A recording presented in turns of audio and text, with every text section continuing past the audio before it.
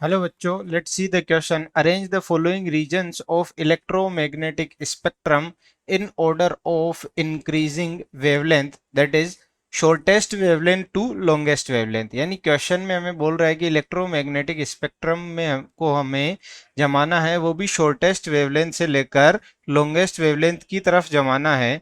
और हमारे पास जो वेव्स हैं वो है microwaves, TV waves, X ray, ultraviolet, visible, infrared and gamma rays. तो हम बात करते हैं सबसे पहले इलेक्ट्रोमैग्नेटिक स्पेक्ट्रम की। तो क्या हम बात करते हैं इलेक्ट्रोमैग्नेटिक स्पेक्ट्रम की हम बात करते हैं तो इलेक्ट्रोमैग्नेटिक स्पेक्ट्रम क्या होता है?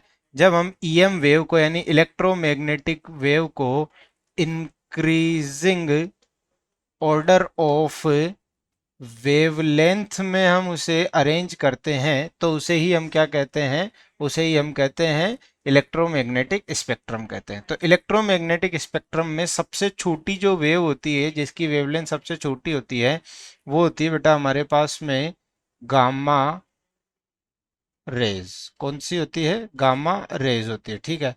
उसके बाद में उससे बड़ी जो वेव होती है जिसकी वेवलेंथ ज़्यादा होती है, वो होती है बेटा हमारे पास में एक्स रेज होती है, ठीक है।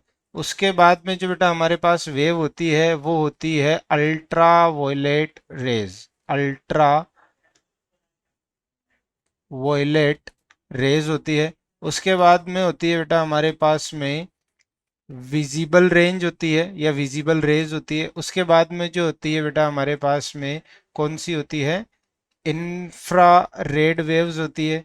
उसके बाद में बेटा जो हमारे पास होती है वो कौन सी होती है? वो होती है माइक्रो वेव्स होती है। और उसके बाद में होती है बेटा हमारे पास टीवी या फिर रेडियो वेव्स होती है। क्लियर है? So I hope you understand it very well. Thank you so much. All the very best.